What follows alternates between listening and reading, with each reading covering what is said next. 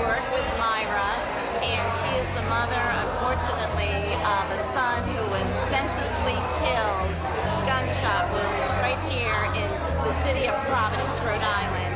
I serve on the committee to try to make a difference with our other committee members to raise funds for scholarships and support for children who are victims themselves of parents or a guardian or a loved one that unfortunately also has died from a senseless violent crime. So it's a thrill to be here, and I'm proud to be here to create awareness and raise funds to make sure scholarships are granted to children who need the scholarships to get educated and make a difference in the world and know that nonviolence is never the answer. Thank you. Well, thank you so much for the interview, and this is for Myra and Stephen K. Latimer, and also for We Run This Town, and also Pride in Providence. So all of us thank you. Have a great evening. Thank you for your time. Thank you.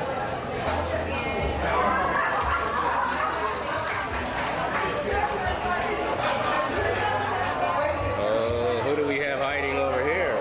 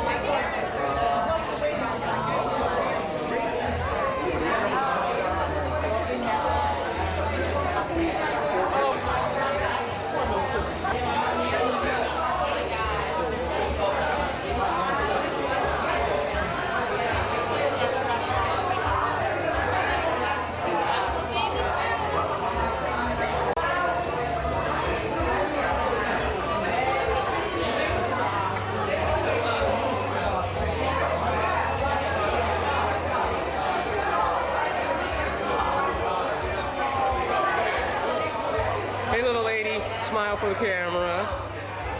There you go. I wanted to get everyone together who may not be able to come out and participate in the 5K. And I know my team at work likes to do these little gatherings. So,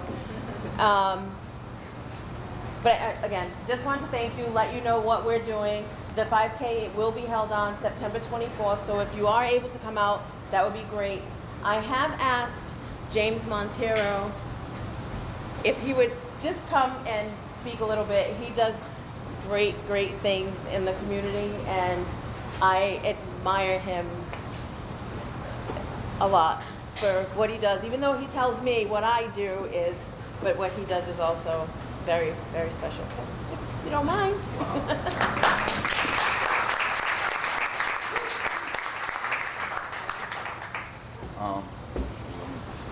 Can everybody hear me? Yeah. Okay. You never really know what somebody's going through unless you've walked a mile in their shoes. You never really know what someone's going through unless you've walked a mile in their shoes. And with Myra, I haven't known her too long. I was released from prison probably, I'll say 6 years ago. I was locked up in Baltimore. I came back here in 2009, December of 2009, and I chose to kind of remove myself from everything that I had known prior. So I stayed locked up in the house for a while, and slowly but surely I got introduced to Facebook, and through Facebook I met this person and met that person and met that person. And this is kind of how our paths have crossed. But every time I look at Myra, she always has this smile on her face. She's always upbeat, and she always has good words for me, no matter what it is that I'm going through. Today I'm the director of a prison program. I help people who are incarcerated and formerly incarcerated get their bachelor's degrees, and I also started a program which I just transitioned off to a longtime friend of mine that helps kids get jobs in my childhood neighborhood. And it hasn't been easy. It's been very rough. It's been a struggle. It's been a grind. And Myra has always been someone who has always lifted me up and has always kept me upbeat when I was probably at my lowest time in some of my work. You never know what somebody's going through until you walk a mile in their shoes. And I could never in my life, in a million years, think that I can understand what you're going and how you've been able to turn that around and provide opportunities for others. I just came back from Morocco. When I started these organizations, I met this guy named Ray Rickman, and he told me, he was just schooling me, he was like, you need 7 sources of revenue, you need to always be posting like this stuff, you always need to be relevant. So I never post anything that is irrelevant to what I'm doing. And when I was in Morocco, I almost lost my daughter. And my daughter is everything to me. A motorcycle had jumped up on a curb, and some guy that was sitting there pushed my daughter out the way, and his legs were broken and his ribs were shattered. And my daughter, all I just remember is some little girl coming running to me and my wife when we were walking through this field, and they're speaking Arabic. I don't know friggin' Arabic, so I'm looking at my wife because I'm like, what is she screaming about? And my wife is like, Hiba?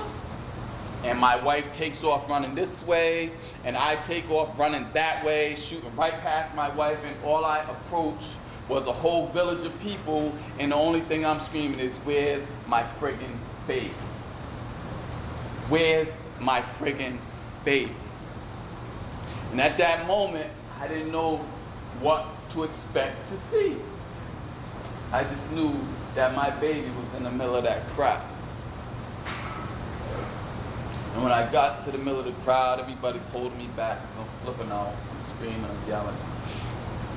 And she was throwing one of me, and I see my baby sitting there screaming, and the first thing I did was faint. I fainted, and then they woke me up.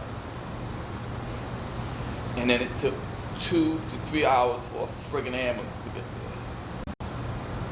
Because my wife lives in an area where there's no water running, sometimes in the house, where the rain falls right through the roof because it's a tin roof, and because it's just so cold, it's like ridiculous.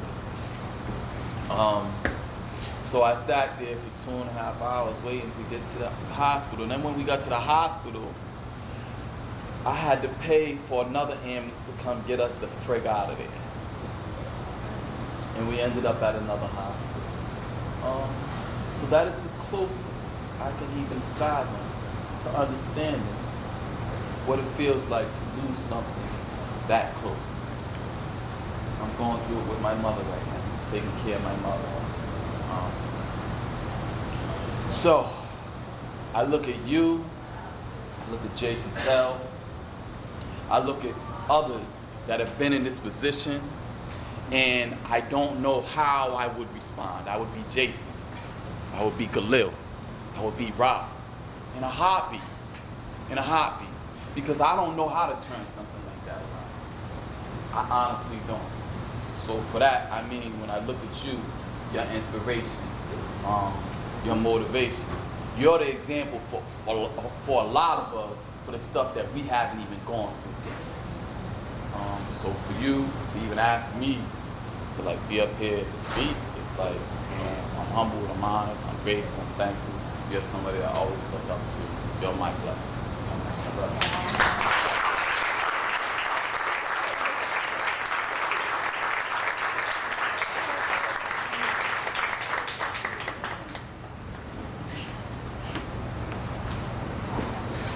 Wow, I had no idea. But thank you. Thank you. I also asked Boo Hackney to come and speak tonight. Um, and unfortunately, he wasn't able to make it. So I am going to ask his wife if she wouldn't mind coming up saying a few words, who happens to be related to Nevaeh. And I just found that out, so. Who also does great stuff in the community.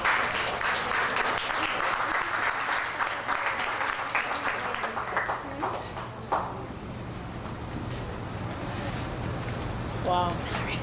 Wasn't expecting this. I'm not a big speaker. Oh, he didn't tell you? No, he didn't tell me.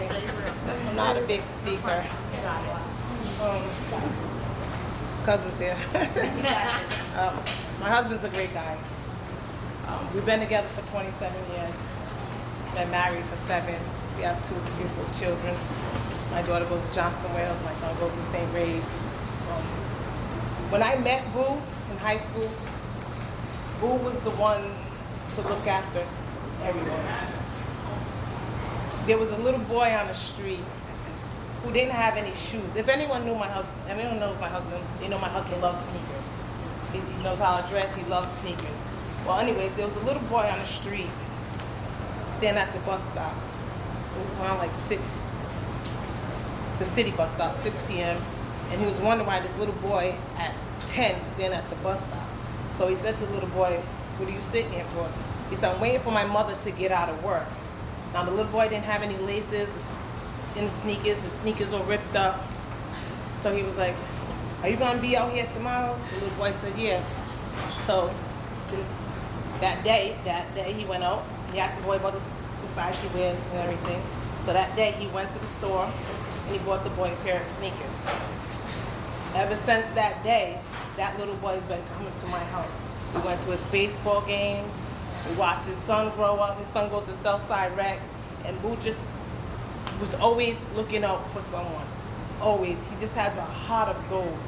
And he's in the community just doing so much. And it's hard for me and my family because he's not home as much. So I have to do my best raising my kids so he can do his job. And it's, he's just amazing. He's truly amazing guy. There was times when we had gang members in our house. I fed him. He's on the east side, trying to squash beef over here, trying to squash beef on the south side, Linwood, Comstock. He's just an all-around guy, and he does amazing job at the barbershop because these guys come into the barbershop and they need a male figure, and he's the one. He's the one that they go run into. He's the one that he can get on their level and talk to them and make them understand that there's so much more out here. But there's some kids that he cannot reach. Their last haircut be the last. Well, their first haircut will be their last haircut from him. Because when there was 2, he was cutting their hair. God, things happen out in the streets. He's at Bell's cutting their hair, and it takes a lot for someone to do that. And he's just an amazing guy. And I wasn't expecting to be talking up here. I'm not good at this. If he was here, you're like, oh, he's good. I'm not him, but all I could say is that he's an amazing guy, and he will support anyone that's trying to do positive, or anyone that needs the help. Miss Milu knows he was there for her son. Rhonda knows that's her cousin. She knows what kind of person he is, and I wish he was here so he could speak.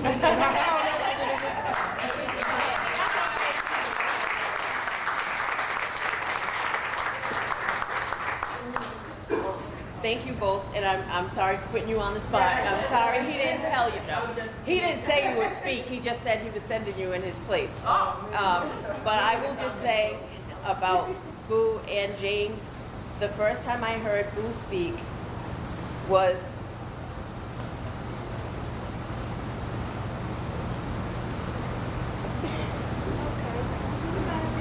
the first year I was doing the 5K, and just listening to him made me cry, but I cry easily, obviously.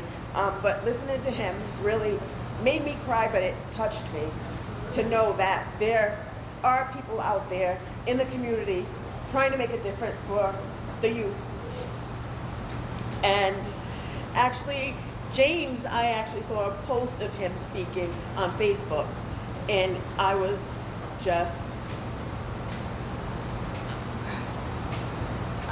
there are no words for how I felt listening to you. And I think you might have even been doing some poetry, spoken word, and it was unbelievably amazing. And from that point on, I was like, you were someone I want to get in touch with, reach out to, and hopefully someday collaborate on something. But I am so truly blessed to have met you, to call you a friend. Kaya, you and Boo, and you and I met separately outside of Boo. So once I knew that you were his wife, that just was like, yes.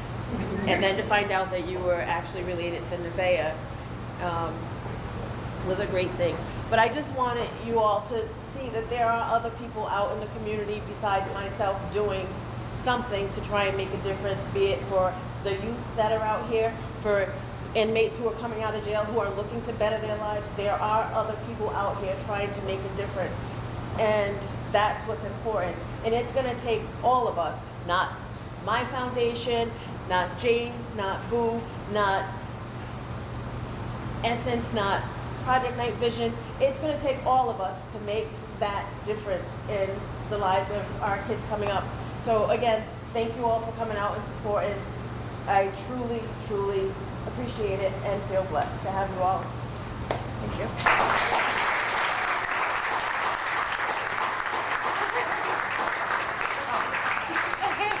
Sorry, one more thing. Last call for raffle, so if you guys would like more raffle tickets, please see me, Lou, or Terry. There's also silent auction items over there, so please go take a look, put a bid in, because I don't want to take all the stuff home. All right, that's it. Thank you, and obviously everybody's eating, so.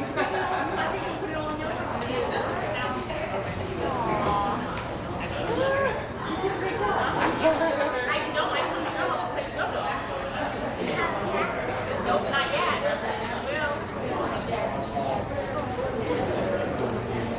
One more thing, I'm sorry, hello? Just one more thing, I promise, and I'll be quiet, you guys can drink and talk. This year, I decided to bring Nevaeh with me so that one, everyone could actually meet Stephen's daughter, and two, so that she could see what else I'm doing to honor her dad besides the 5K. So, come here, little girl.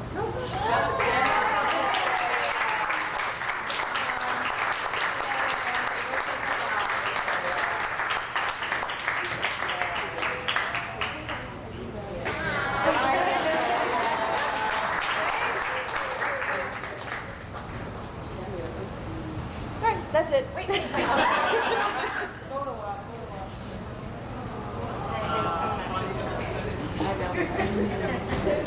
Welcome to the 5th annual Stephen K. Latimer 5K pre-gala. I'm here with Mark Berger. Mark's been involved with the organization for quite some time. I don't believe I interviewed him last year, but he was on camera. But I basically want to talk to you about what your role has been this year, which has been a very good role that you served for us. Thank you very much, and thank you for having me here. This is my 3rd year with the Latimer Foundation. I actually had become part of the group through Anthony. He and my wife were both runners, and Anthony had said wonderful things about this organization and was looking to get some publicity. And sure enough, my wife said, oh, that's what my husband does, and that's how I got here 3 years later. And what I basically do is I do a lot of public relations work, which basically means I go out and I work with the media to try to get as much publicity about the organization, about the foundation, and about the 5K race, which will be happening on the 24th, as I possibly can. And that could be anything from radio interviews, it could be calendar listings, it could be any number of things. There you have it. Mark Berger, our Director of Communications. We look forward to seeing everyone on the 24th. Definitely.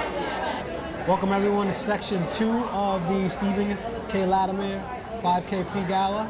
I'm here with Nevaeh Latimer, daughter of Stephen K. Latimer. No hello? Huh? No hello? Hi. All right. For this section, what we